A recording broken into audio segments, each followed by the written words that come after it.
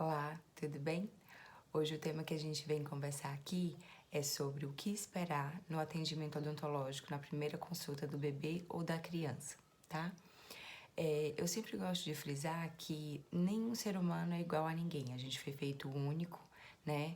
E a consulta de cada um, o desfecho de cada consulta vai ser diferente. Então não existe uma fórmula mágica, tá? Para cada consulta, mas existe sim uma interação e essa interação ela é muito importante que os pais também entendam o papel deles como influenciadores nesse processo, tá?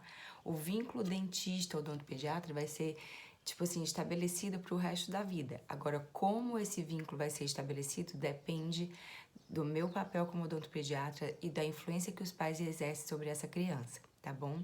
A gente tem que entender que o psicológico da criança, a personalidade da criança é cada uma individual, mas que algumas coisas elas podem ser trabalhadas e elas podem ser adequadas para que essa consulta seja a melhor possível, tá?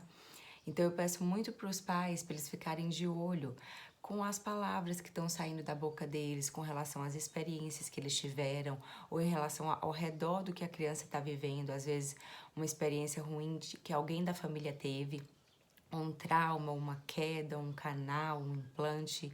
Sabe, a criança, ela é uma esponjinha, né? Então, ela vai absorver aquelas informações com uma maior intensidade, porque ela confia piamente em tudo que os adultos falam, tá?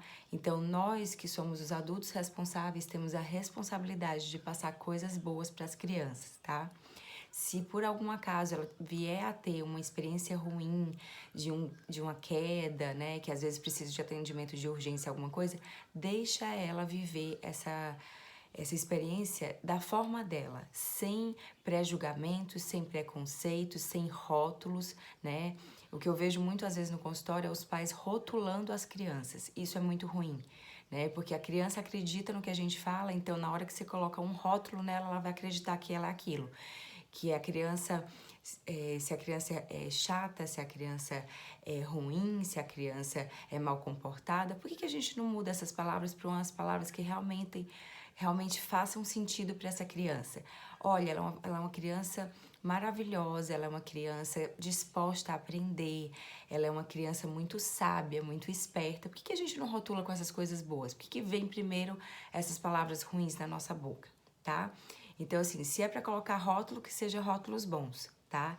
E eu peço aqui de coração que vocês abram o coração na primeira consulta dos seus filhos e permitam que eles possam ter a experiência deles.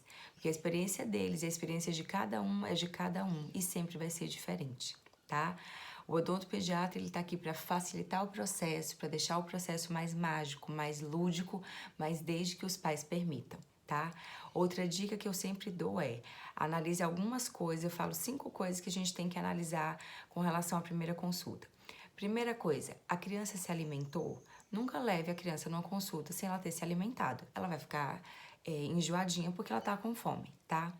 Segundo ponto, nunca acorde uma criança para ir numa consulta, né? O odontopediatra ou qualquer médico, a criança deve ser levada a esse profissional na rotina dela. Não é necessário acordar ela para ir para essa rotina, certo? Outra coisa, a criança tá limpinha, será que ela fez cocô, fez xixi? É necessário trocar a criança, né, para que ela se sinta bem. Quarto item, a criança acordou bem? Se a criança acordou bem, leva ela, mas se ela não acordou bem, não leva ela.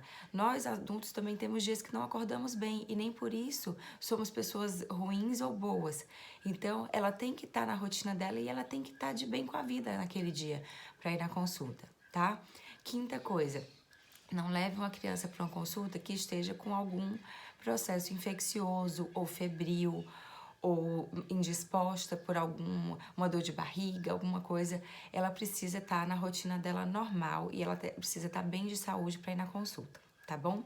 Espero que essas dicas tenham ajudado vocês, espero que faça a diferença na consulta de vocês. Então, se vocês gostaram dessa dica, dá um like aqui no canal, comenta aqui o que você achou, compartilha com outras mães que precisam saber dessa informação e se inscreve aqui no canal para você saber mais dicas.